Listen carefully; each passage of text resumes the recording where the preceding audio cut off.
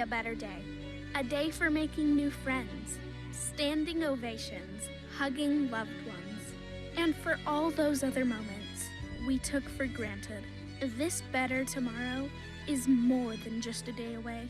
Until then, Junior Achievement is preparing young people by helping them make the connection between education and their dreams, increasing their likelihood of finding career success, starting a business, and navigating economic uncertainty. We are giving young people the gift of hope, and when that better tomorrow finally arrives, so will they. Hello, everyone, and welcome to the 2020 Virtual Tech and Innovation Summit. My name is Kelly Whelan, and I will be your MC this afternoon. Cisco is the presenting sponsor for this event, and they've been doing some awesome things in 2020. Cisco was just named #1 on the world's best workplaces by Great Places to Work and Fortune magazine for the second year in a row. Cisco's in the top 2 workplaces in technology and top 3 workplaces in the Bay Area. We are all about our world-changing technology, our culture, and creating an inclusive future for all. So a little bit about my tech journey. It started very similar to all of yours at a young age. I joined the Cisco community in May 2014 as a sales intern, and I spent 3 years in the early and university internship program, starting the summer after my freshman year of college at Miami University in Ohio. In this role, I worked on the public sector team identifying sales opportunities with existing customers like Fitbit and Amtrak, along with many others, as well as supported the Customer Briefing Center, which held demos for Cisco solutions and products in the Washington, D.C. area. Currently, I live in New York City and have spent the past 3 years working full-time as a business intelligence analyst within our learning organization now called DevCX. In this role, I handled the budget, financial forecasting, and revenue analytics for our DevNet technical community and career certification program. So a little bit more about that. The Cisco certification program went through some exciting changes this year.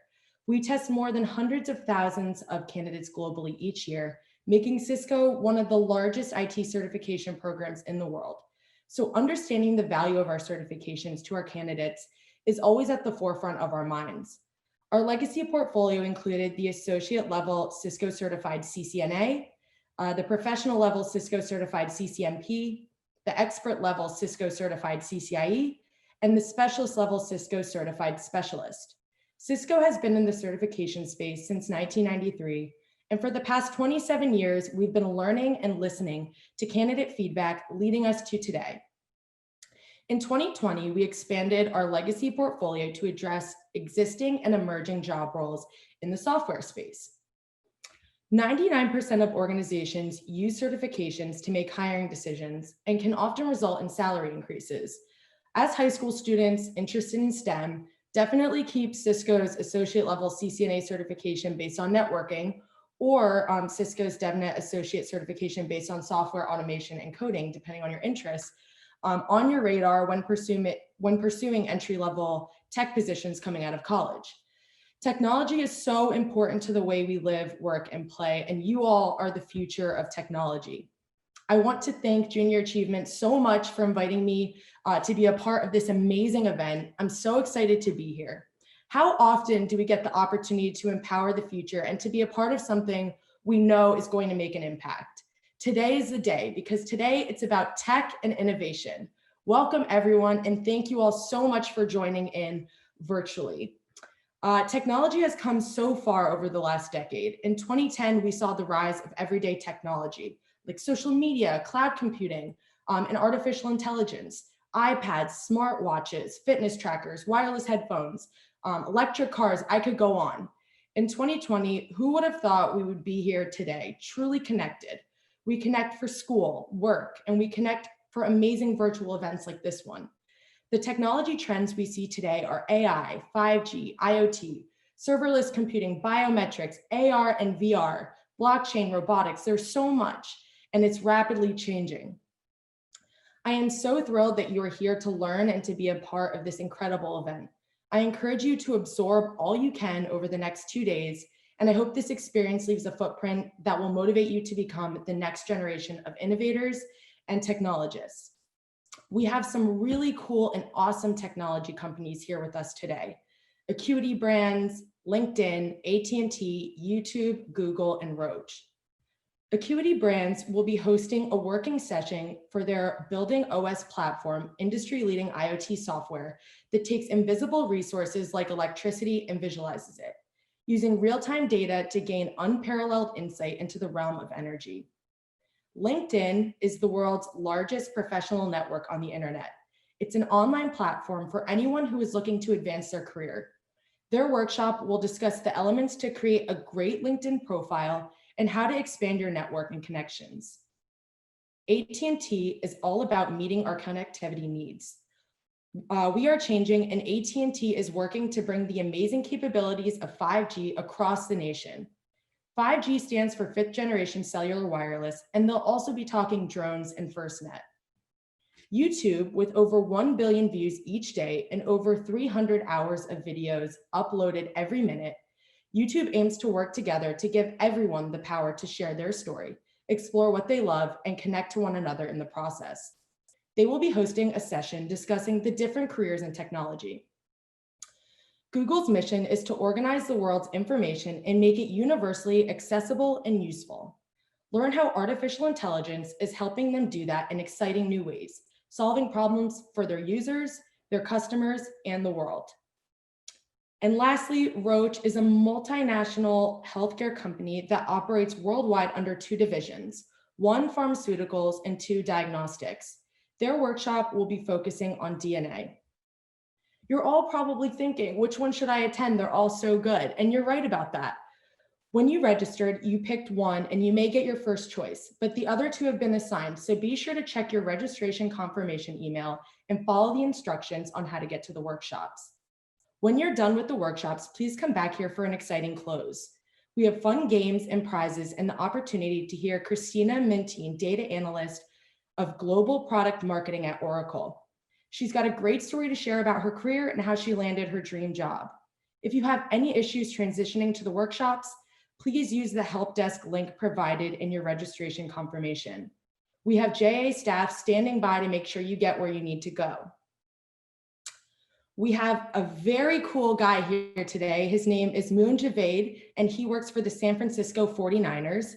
Now in his 7th season with the 49ers, Moon oversees business intelligence, CRM and fan feedback, manages retail, mobile app, and concessionaire relationships, works on bids for large-scale non-NFL events, supports the drive for local revenue, and aids other business aspects of the organization with strategic and analytical support. Moon sits on the board of Junior Achievement of Northern California, and we are so lucky to have him here today. So without further ado, let me introduce today's keynote speaker, Javaid. Hey, Kelly, thank you so much for that kind introduction. And I'm very excited to be chatting with everyone today. And what a great forum and great event that we have here today. Kelly walking through that made me very excited. And I wish that I could attend some of those sessions later today. But hopefully I can leave you guys with a little bit of advice to help carry you through to the rest of the journey today. So my presentation is titled The Drive for Innovation. And while the 49ers might not necessarily be a technology company, I think every company in the world leverages technology and has a drive for innovation. And hopefully, again, some of the principles that we talk about today are pieces of advice that you can carry with you on your technology journey. Let's start by talking about sports and the 49ers. So to me, one of the reasons why I work in sports, or probably the reason I work in sports, is because the power of sports is so powerful. It does have the power to change the world. And on the left-hand side, I have Nelson Mandela here, who's, to me, one of the most inspiring leaders of our generation.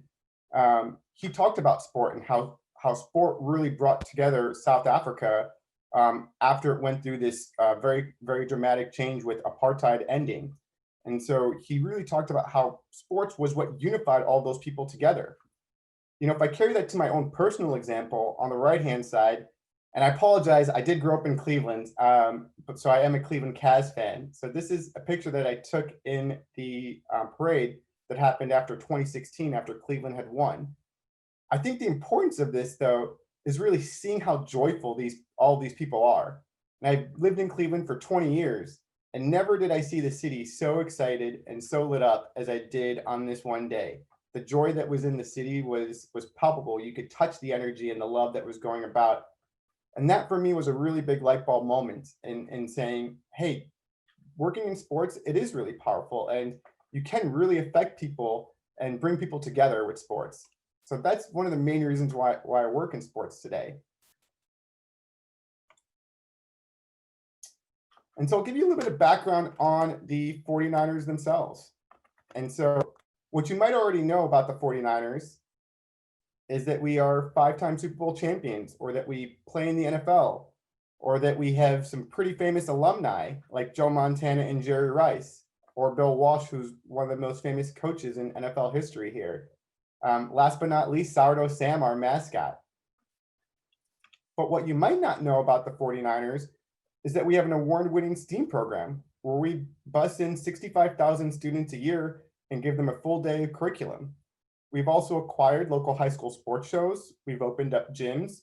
We've opened up physical therapy centers. We are the first stadium that's ever opened that was LEED Gold certified at our opening. And then we also have a pretty robust business intelligence program within the 49ers. Before I get too deep into the 49ers, I did want to give you a little bit more background on myself. So if I gave you a little bit of background on myself, I'll start with my education and background. So I grew up in Cleveland, and then I went to Northwestern University, which is located just out of Chicago. Now, I was a psychology major. So when I tell people I'm a psychology major, that surprises them, as they might expect that I was a business major or something of that, or a finance major, but I just followed my passion in college. I really like psychology, and I decided that should be my major.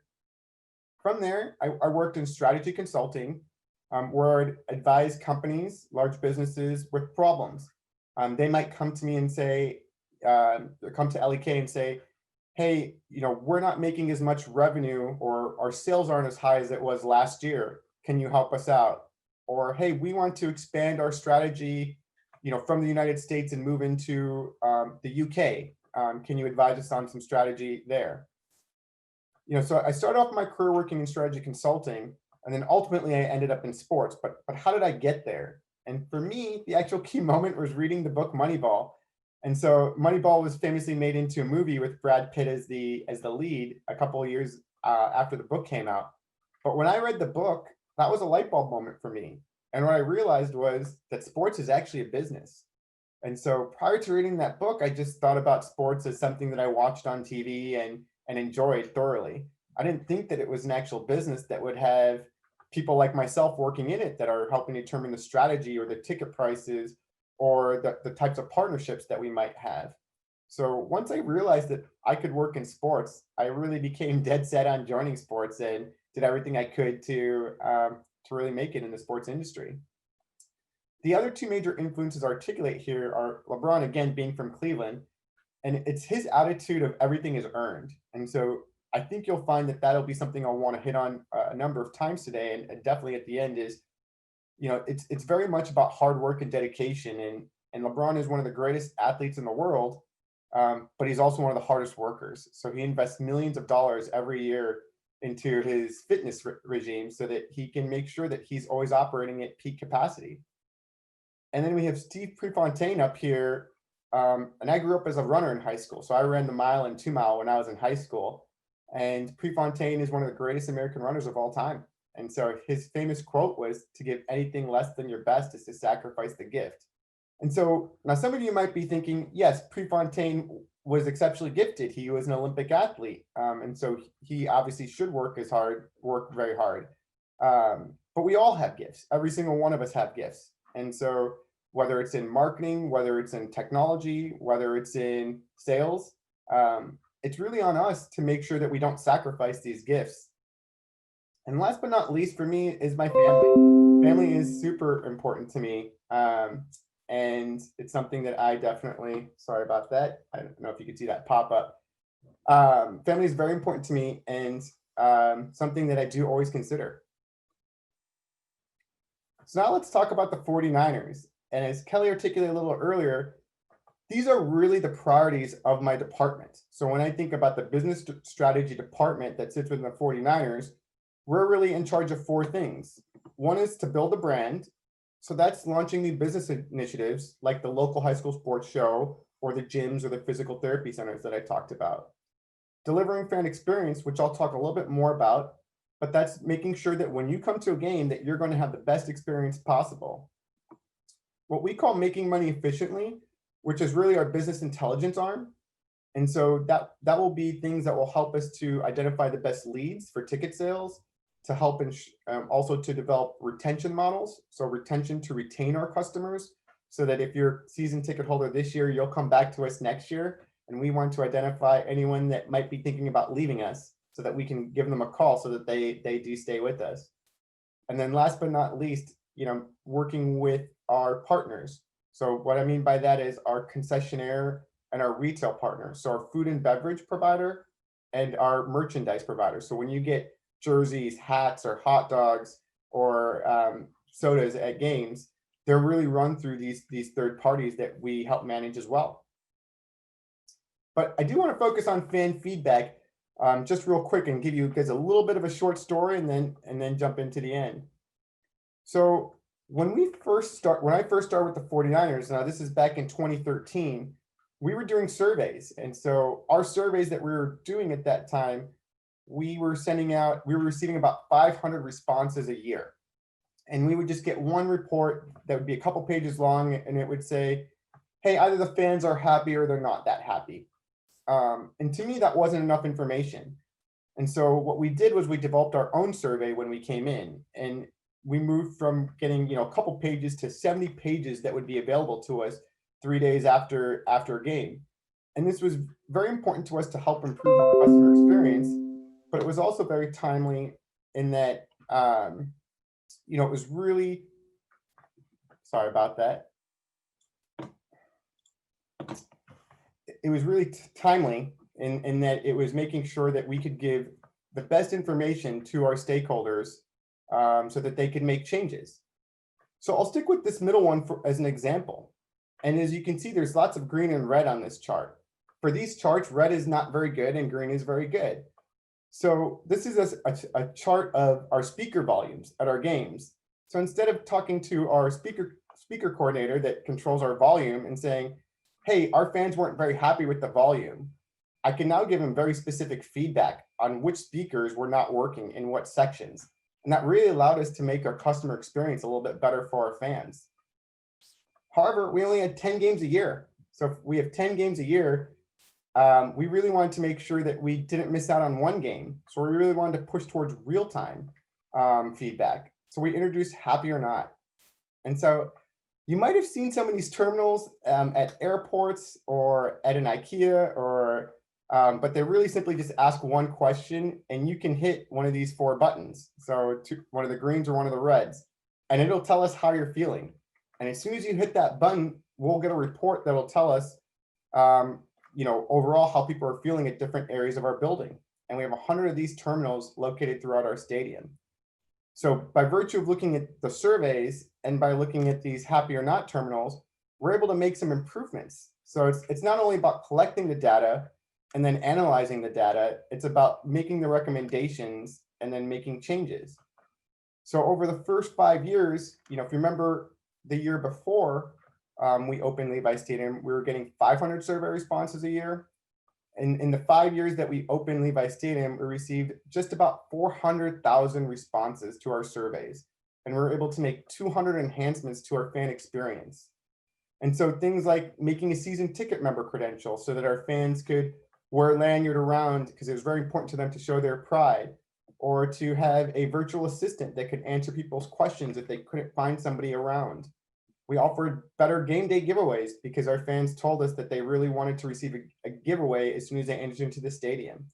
So it's changes that we heard from our fans that we were able to make. And what was the result?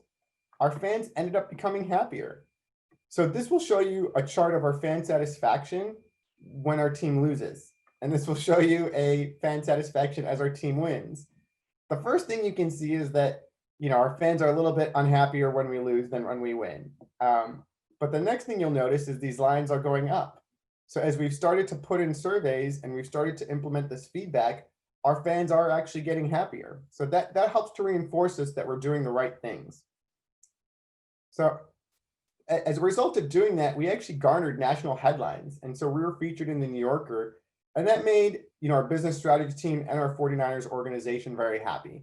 And so being able to be recognized that we were doing great things for our fans was important to us.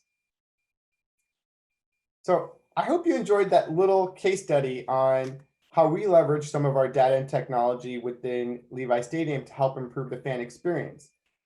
But I thought it'd be interesting to walk you through a little bit of an exercise that I did with my team.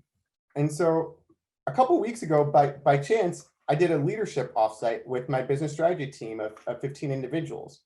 And we each talked about our leadership journeys and principles of leadership that we learned when we were young and all throughout our career. And so I pulled some of the notes of some of the key pieces of advice that people had about their leadership journeys from high school. And I thought I would share that with you. And so this is from my team. And on the right-hand side, one of the two most important things that they felt was for individuals to be well-rounded. So not to be narrowly focused on one specific thing, but to ensure that you are participating in extracurricular activities and that you're learning from a variety of different ways. And obviously, if you guys are here with us today, you guys are taking some of those opportunities, which I like to see. The second piece here, and I'll show you a quick video clip as I switch over to my YouTube. And so this is about the value of showing up. And so showing up seems like it could be a very, it's the first step of the leadership journey. And so it's about being accountable and about being reliable. And I can tell you that if you're an analyst on my business strategy team, that's the first trait that I want to see within you. I want to know that I can depend on you. If I can give you some work that you're going to show up and you're going to put your all into it. And so there's a movie called Hardball with Keanu Reeves, and I thought I'd play you a little clip from it. Andre, Ray. What's up, Coach? Why don't you bring everybody in? Hey, yo, bring it in, y'all. Come on, bro, bring it in. Yo, let's go.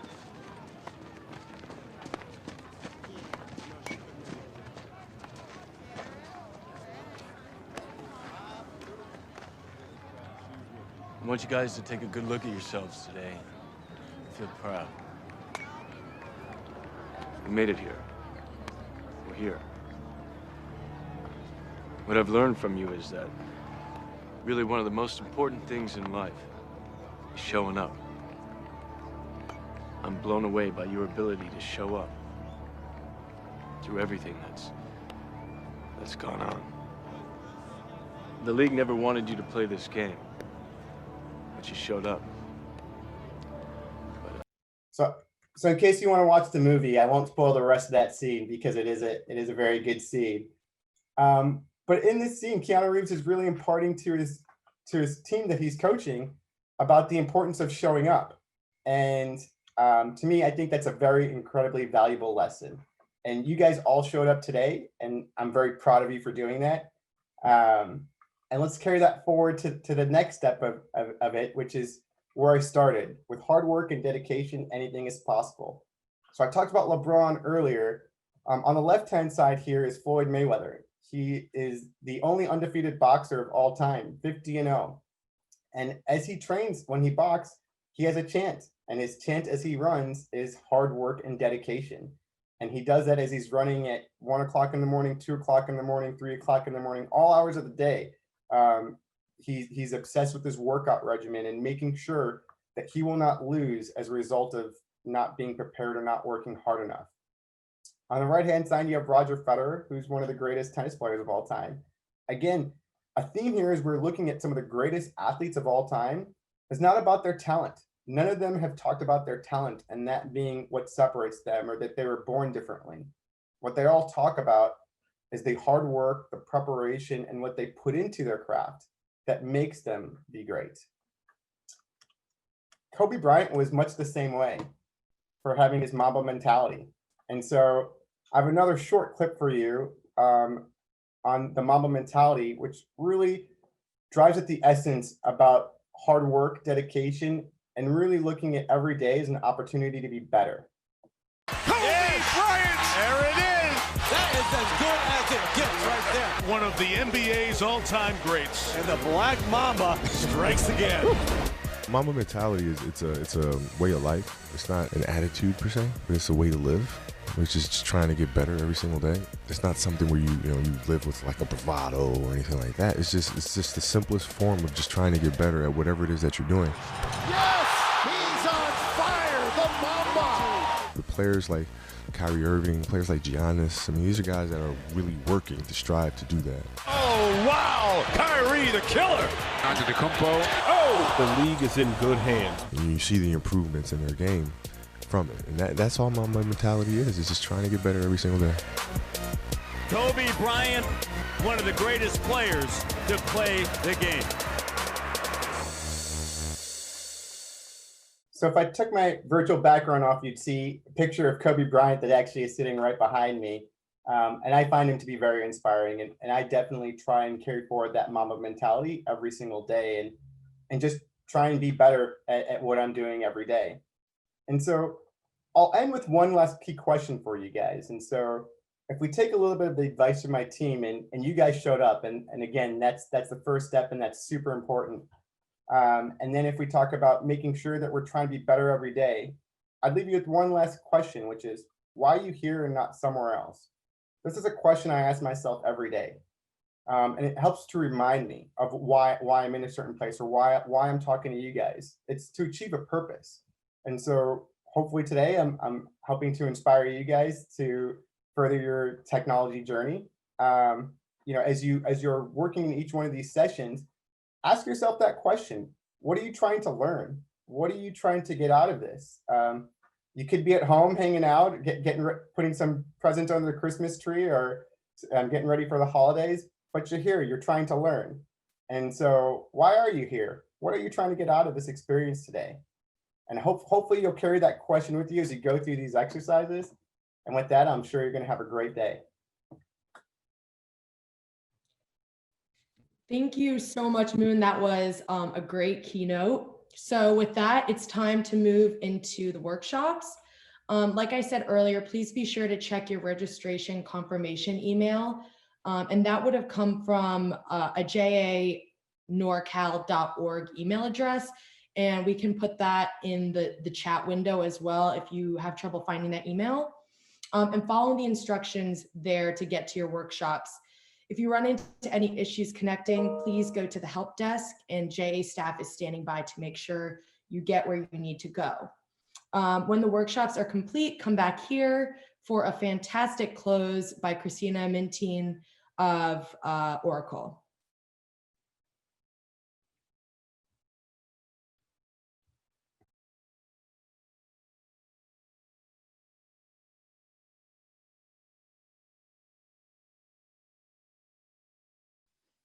All right, good afternoon, everyone, and welcome back. Wow, we've had an incredible day full of various workshops related to technology and innovation. It's been an interactive couple of hours hearing from STEM professionals and attending virtual activities. Each of you came here to listen and learn from leading professionals, and I'm so excited to be here with you all today. So we've had quite the year, haven't we? 2020 has brought many, many uncertainties, but we have all been driven to persevere and adapt to a virtual environment. Technology has strengthened our ability to connect with one another. We've had the unique opportunity to communicate with our teachers, coworkers, friends, and family on so many different platforms. Even though we have to maintain physical distance, we really should feel empowered as technology enables all of us to continue working and socializing virtually. I'm grateful to speak with you all on Zoom, and I'm really hopeful to reconnect in person again soon. I'm going to start by telling you all a little bit about myself. My name is Christina Mitine, and I graduated from Foothill High School in Pleasanton in 2014, and I'm actually a junior achievement alum, so I'm extra excited to be here today. I attended the University of California, Santa Barbara, where I earned a Bachelor of Science in Environmental Science and a minor in chemistry in 2018. I had the opportunity there to work as a research assistant in a genetics lab, which is where I really fostered my passion for the sciences. But during the last year of my undergraduate education, I interviewed with various companies, which is when I quickly realized my ambition to move into business, specifically within the tech industry. A month after graduating, I joined Oracle at the headquarters location here in Redwood City as a business development consultant in the North America sales organization. I learned invaluable hard and soft skills for this customer-facing role, but I really wanted to utilize my technical skills from my STEM education and be in a fast-paced environment with an opportunity to expand my skill set. 9 months later, I actually transitioned into the product marketing organization as a data analyst, which has been my current role for the last year and a half. I focus on analyzing data and driving business insights centered on go-to-market metrics and strategies. So as you all can probably tell, I've been able to use my determination and my leadership skills to navigate my career in the tech industry. I've also utilized my network as a community leader for Oracle's Women Leadership, which is a community that we have specific for women and male allies at Oracle, and a lifetime member of the Girl Scout movement. So that's a little bit about me. Now I'm very excited to kick off 3 polling questions. So you'll see the questions come up on your screen, and please use the Zoom poll feature to answer each question. Our first question is, what year did the internet start?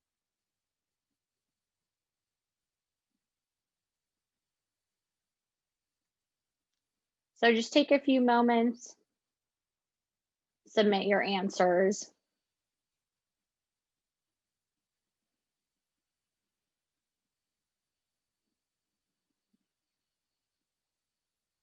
All right, so hopefully you all chose one of the options. The correct answer is C, 1983. January 1st of 1983 is actually considered the official birthday of the internet. That's when researchers began to assemble this network of networks that then became the modern internet that we use every day, and now more than ever. So let's do our second question now. Where is the Silicon Valley located? I gave you all a little bit of a hint when I said where I work at Oracle. So once the second question comes up, go ahead and pick an answer choice A through E.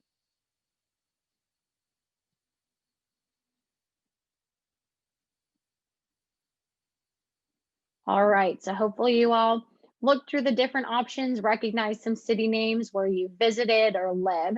The correct answer is E. It looks like most of you selected that, which is awesome. So it is all of the above. The Silicon Valley stretches all the way from the city of Belmont, which is right a neighboring town, actually to Oracle headquarters, all the way down to San Jose, around the south end of the San Francisco Bay. And as you've probably caught on, it's home to one of the largest tech companies in the world. So our last question is, which one of these listed is not a tech company?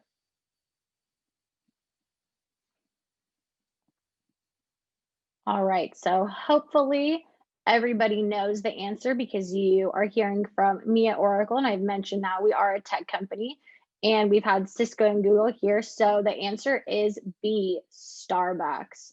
So let's chat a little bit more. How did the Silicon Valley really become the tech hub that it is today? In 1937, Frederick Terman, the dean of Stanford Engineering School, actually encouraged Stanford faculty and graduates to start businesses locally right here in Palo Alto, right by Stanford campus. The Traitorous Eight, which are the 8 men that you can see featured on the screen right now, they are some of the most talented young scientists in America, and they started Silicon Valley as we know it now. These men created a semiconductor division called Fairchild Semiconductor here in San Jose, and they said, we started it all. So imagine that. 8 creative individuals came together and paved the way for what we now know as the Silicon Valley, which really is considered a global center for high technology and innovation. I've been fortunate to live and work in Silicon Valley the last 2.5 years, and I've grown up here most of my life. I really value genuine, authentic relationships. So I personally invest time into communicating with others, building and expanding my network, not just at Oracle, but also outside of it. You all can do the same. Really get out there, talk to people, foster new relationships. The possibilities are limitless. And I really want to emphasize to you all that knowledge is power. Stay hungry, driven, and determined, and be absolutely relentless in the pursuit of your passions and goals. So, kind of to close, as Satya Nadella, who some of you may know is the CEO of Microsoft, once said, be passionate and bold. Always keep learning. You stop doing useful things if you don't learn. So, thank you all so much for attending today, for taking time, listening to so many professionals, attending workshops, and thank you, Junior Achievement, for giving me the opportunity to speak to our future leaders. For those of you in the audience, please feel free to connect with me on LinkedIn. Just look up my first and last name, Christina Mitine. If you don't have a LinkedIn, now is the perfect time to make one. Reach out anytime, happy to help about career paths, interests, school, anything. Again, thank you so much and enjoy the rest of your evening. Now, we're going to have a few words from Junior Achievement President and CEO, Christine Burr. I don't want this to end. Day one of JA Tech and Innovation Summit, wow, this was amazing. I really can't even believe how much talent we had here today to work with y'all. So I wanted to take a moment to thank some of these folks. Thank you to our volunteers from Google, Acuity Brands, AT&T, LinkedIn, Roche, and YouTube. Where else do you get a lineup like this than Junior Achievement? We truly appreciate your support and for taking time out of your day to host these amazing workshops. And a big thank you to our presenting sponsor, Cisco. Your unparalleled support and partnership allows us to be able to continue to offer robust and exciting virtual learning experiences for our students throughout the West Coast. Thank you also to GE Digital, Acuity Brands, Union Bank, and CNA. We love the partnerships that we have with you, and we are so grateful that you stick with us year after year. And our Keynote Moon Man, you are so incredible as always. And to Kelly for Cisco for opening our event. Christina, your story was amazing. Thank you to my JA staff for your creativity, professionalism, and tech savvy.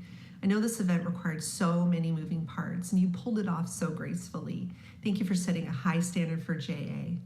Most importantly, I just wanted to appreciate our students and educators for being part of the Virtual Tech and Innovation Summit. I love that you opted into this extraordinary experience, and I hope that you thought it was amazing as well. We inspire tomorrows here at Junior Achievement, and I hope today's Tech and Innovation Summit has inspired you to dream big.